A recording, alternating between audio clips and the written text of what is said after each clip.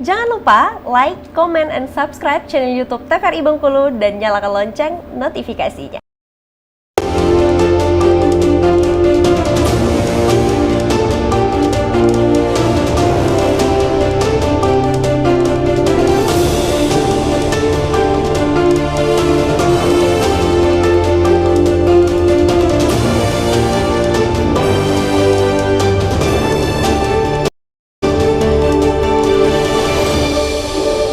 Baik, kembali pemirsa di Berndo TVRI Bengkulu dan kita masih membahas tentang tema kita hari ini, yaitu mengenai kebebasan pers bersama dengan narasumber kita. Yang pertama adalah Bang Ricky Susanto selaku Ketua JMSI Bengkulu, dan juga ada Bang Yuliandri Harjoputra MSI selaku pemerhati dari pers ya. Kita kembali berbincang tentang tadi mengenai efisiensi dari anggaran pemerintah, dan ini tentunya berdampak pada pers ini sendiri, dan juga untuk efisiensi ini sendiri terkait dengan publikasi dana dari publikasi anggaran pemerintah. Baik, kita minta pendapatnya dari Bang Ricky Susanto. Silakan Bang.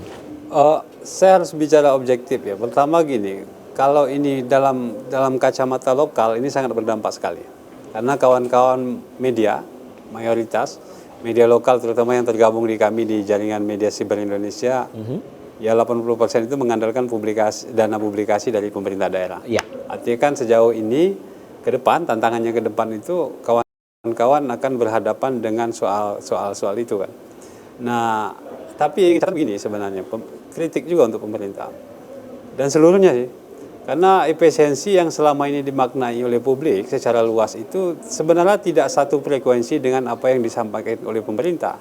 Pemerintah itu menghendaki ya efisiensi itu bukan dalam tataran pangkasana pangkas ini sih sebenarnya. Misalkan ya kalau rapat itu ngapain di hotel gitu. Oke. Pemda punya ruangan sendiri untuk dimanfaatkan. Tapi perluasan ini dimaknai terlalu luas yang kemudian disematkan oleh kepentingan segala macam. Yang kemudian itu berdampak terhadap salah satunya yang paling banyak dipangkas itu ya dana publikasi. Dana publikasi hampir 80%, 90% dipangkas. Baik nasional maupun di daerah. Nah, kritik saya begini.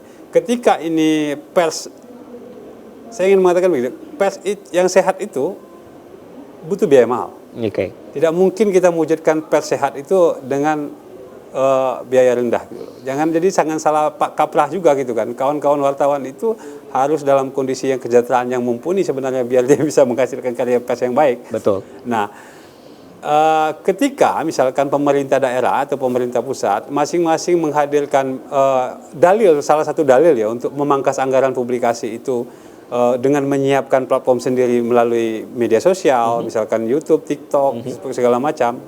Gubernur kita misalkan Helmi Hasan gitu kan,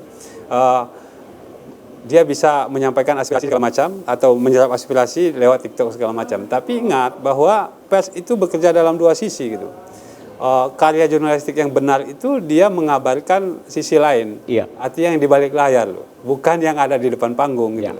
Nah, ketika pers tidak bekerja, yang bekerja media sosial, yang akan terkabar itu adalah yang di atas panggung. Betul. Gitu kan.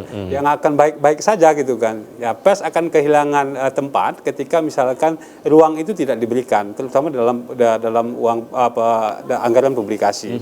Saya melihatnya begitu. Tantangannya ke depan itu ya bukan hanya dalam situasi lain misalkan kawan-kawan media nasional yang media mainstream yang tidak mengandalkan misalkan anggaran publikasi pemerintah. Sama juga tantangannya ke depan itu pengiklan itu akan berpindah. Pengiklan itu sudah berpindah ke konten kreator, influencer, bukan dengan media-media mainstream lagi, media konvensional. Berdampak juga berarti karena dampaknya lebih luas, risetnya begitu. LSM itu melaporkan begini, belanja iklan di Indonesia ini kalau lebih kurang 74 triliun berapa dalam tahun kemarin, itu 70%-nya itu dibelanjakan lewat influencer, Pak. Bukan lewat media TV, media daring, bukan lewat radio, bukan lewat segala macam. Tapi lewat influencer, konten kreator, dan platform-platform media sosial. Nah, sebenarnya Dewan Pers sudah mengantisipasi soal ini, menerbitkan bukan Dewan Pers, pemerintah. Peraturan pemerintah tentang publisher right. Publisher right itu menjamin sebenarnya harusnya platform digital ini memberikan sharing profit lah terhadap karya jurnalistik. Nah itu yang ideal, tapi sayangnya itu belum dieksekusi secara full gitu. Sehingga kawan-kawan juga baik yang di lokal yang mengandalkan penuh ke anggaran pemerintah daerah itu sama terdampak, baik juga media mainstream juga berdampak. Oke. Saat ini berapa persen untuk dampak dari media publikasi yang diefisiensikan oleh pemerintah ini sendiri dari Bang? Saya pikir kalau di Bengkulu karena mayoritas media lokal itu ya 90% itu bergantung dengan anggaran publikasi pemerintah daerah loh. Oke. Nah, ketika itu tidak ini ya saya khawatir ini kolap juga gitu kan. Artinya kan kawan-kawan media ya terutama media lokal, media siber yang masih ngap-ngapan ini kan ya bakal ini nggak tahu saya ke depan ini bisa gulung tikar juga gitu kan. Bukan hanya berdampak bukan serius lagi, ini sangat-sangat serius gitu. Oke, baik. Menyikapinya seperti apa Bang Yuliandri tentunya kalau semisalnya nih efisiensi tetap berkelanjutan dan teman-teman pers yang mungkin bergantungan dengan dana publikasi tersebut gulung tikar, ini akan seperti apa nih ke depannya? Sebenarnya yang harus dipahami bahwa ketika kawan-kawan mengupload, melontarkan, mempublikasikan karya-karya jurnalistik, itu ada sense of news namanya. Sense of news itu naluri pemberitaan. Pemerintah tidak bisa langsung memangkas ini tanpa melihat aspek sense of news. Ketika pemerintah mempublikasikan sebuah kegiatan, artinya itu hanya panggung seperti yang Bung Riki bilang tadi, tanpa verifikasi. Ya. Artinya ada sisi-sisi lain yang memang butuh kerja-kerja jurnalistik. Kalau ekstrimnya ada istilah bad news is a good news. Artinya berita yang buruk itu malah berita yang baik. Artinya masyarakat butuh itu. Nah, ketika masyarakat tidak membutuhkan itu, negara ini berjalan dengan ya seperti itulah.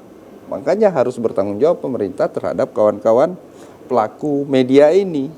Bertanggung jawab artinya begini, tetap membina dengan menyiapkan anggaran-anggaran, tidak usahlah pakai istilah-istilah efisiensi segala macam. Artinya ini memberangus kerja-kerja kawan-kawan. Istilah efisiensi ini hanya alasan saja. Alasan saja supaya kawan-kawan ini bisa diatur, bisa di-step. Tidak ada idealisme lagi yang muncul. Oke, baik. Tapi walaupun dengan kata-katanya efisiensi, tapi tetap berkurang, Bang, seperti itu ya kan? Dan yang dimaksudkan, nah, itu seperti yang kita lihat saat ini tentunya ya kan. Nah, kembali ke Bang Riki tentunya tentang AI ini sendiri ya, tentang AI yang terhadap jurnalisme. AI ini kan kita tahu bahwa tentang penggunaan kecerdasan buatan. Nah, tadi Bang Riki menyebutkan bahwa katanya untuk AI itu kurang baiklah, tidak masuk ke dalam jiwa persnya ini sendiri. Nah, itu seperti apa kalau dari Bang Yuliandri? Sebenarnya kalau kita melihat klasifikasi AI itu kan ada 3. Ya. Pertama ada ChatGPT, artinya dia merangkum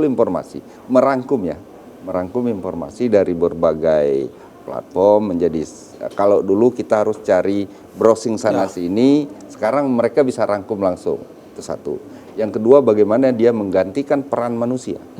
Peran manusia ketika seorang presenter televisi yang harus dibiayai dengan biaya tinggi, mereka menciptakan sebuah robot untuk menggantikan fungsi-fungsi itu.